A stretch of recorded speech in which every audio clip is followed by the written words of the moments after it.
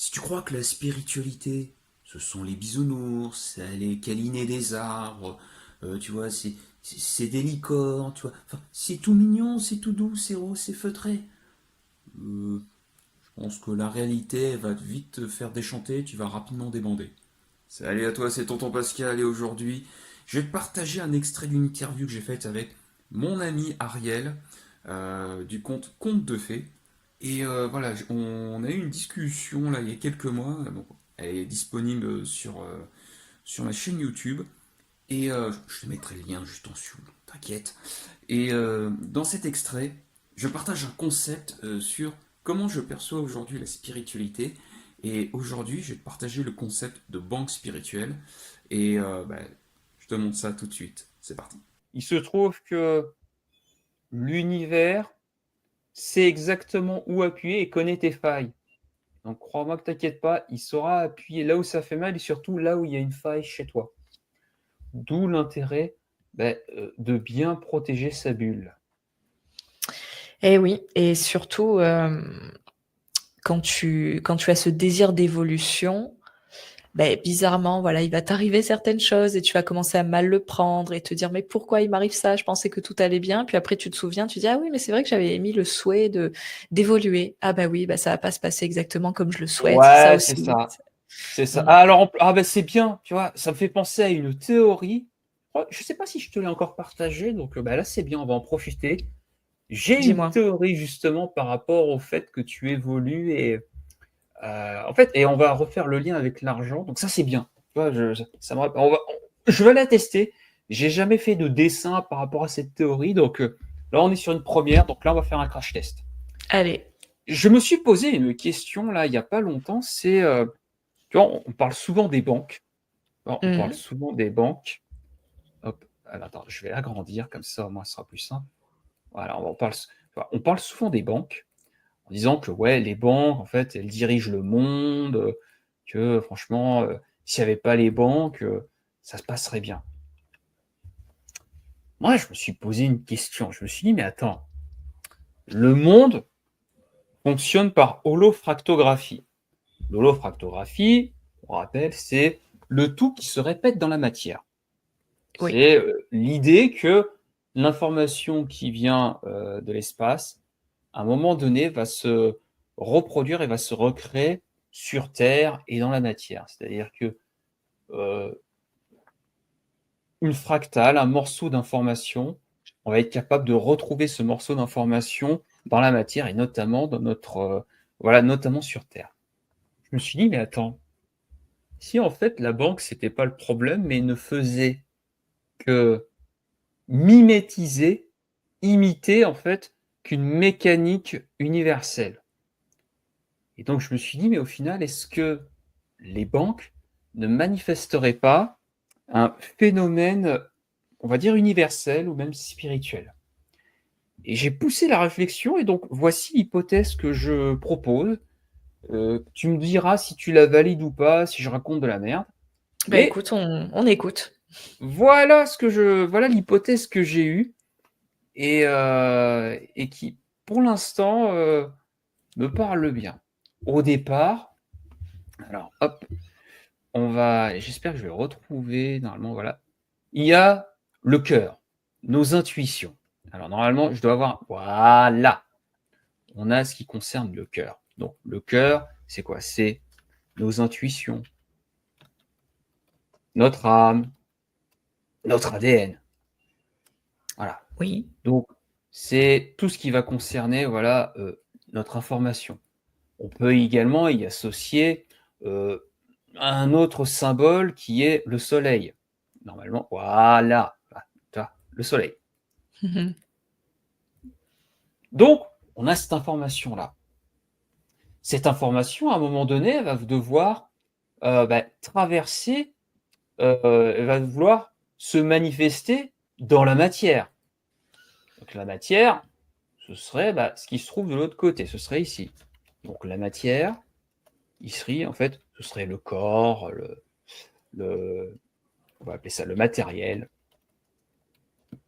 l'espace. Voilà, on va l'appeler comme ça.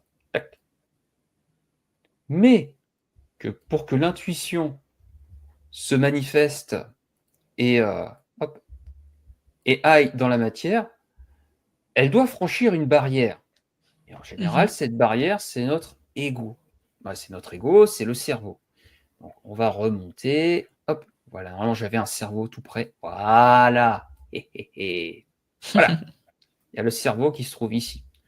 On pourrait également associer à la Lune. Hop. Voilà, on peut également associer à la Lune. Oui, je sais, je dessine extrêmement bien, je vous l'accorde. Ce qui se passe, c'est que donc on a l'intuition et donc on va monter et hop, attends, là l'ego te dit hop, hop, hop, hop, hop, hop, hop, hop, hop, tu vas pas passer comme ça. Tu vas pas y arriver en mode non, non, mais ça va être tranquille, tout va se passer. Non, non, non, non, non, non, non. Déjà, donc là, voilà, c'est l'ego. Et donc, dans l'ego, il y a plein de choses, hein. Il y a aussi tout ce qui va concerner les programmations, enfin, l'ego, enfin, voilà, l'ego. Je vais mettre programmation. Donc, déjà, cette intuition, elle doit passer la barrière de l'ego. Donc, déjà, là, tu arrives avec cette information. Et donc, il y a une partie là, qui va pas pouvoir passer tranquillement. Et donc, là, il y a déjà une partie qui est voilà, amoindrie.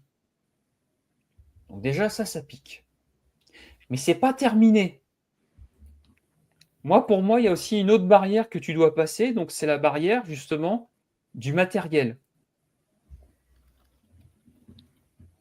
Et alors là, à partir de là, si déjà tu devais passer la barrière de l'ego, là en plus tu dois passer la barrière de la matière. Et là, il n'y a plus grand-chose. Là, il n'y a vraiment plus grand-chose.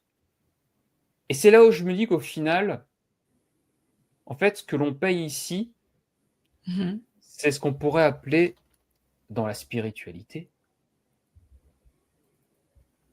nos dettes karmiques. Mhm.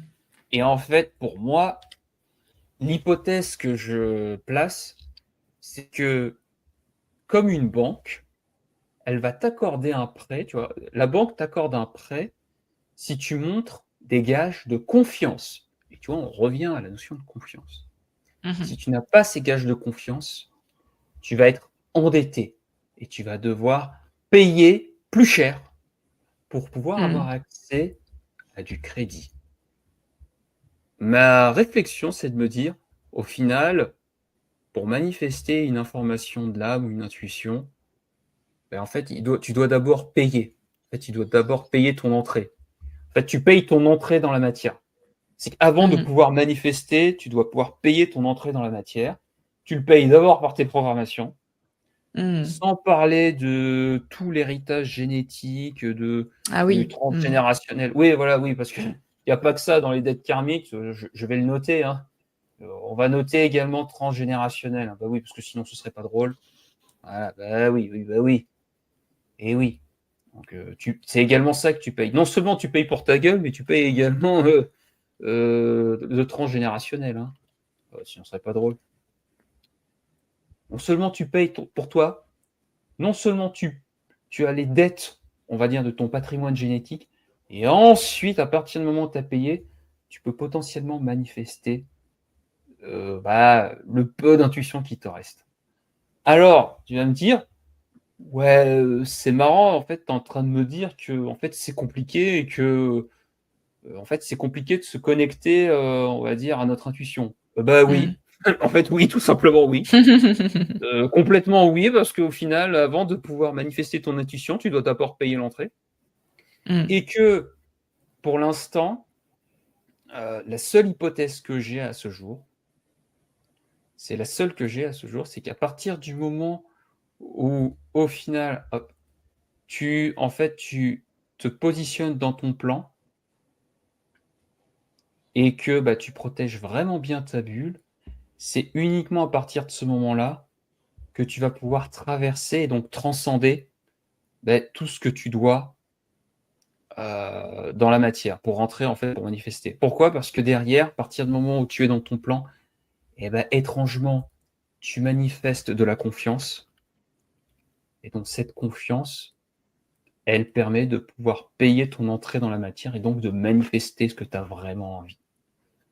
Donc, voilà l'hypothèse que j'ai à ce jour sur, pourquoi les banques, en fait, sont toujours là. En fait, les banques ne font que manifester, une mécanique de l'univers qui est, en fait, tu pas d'autre choix que de payer ton entrée dans la matière.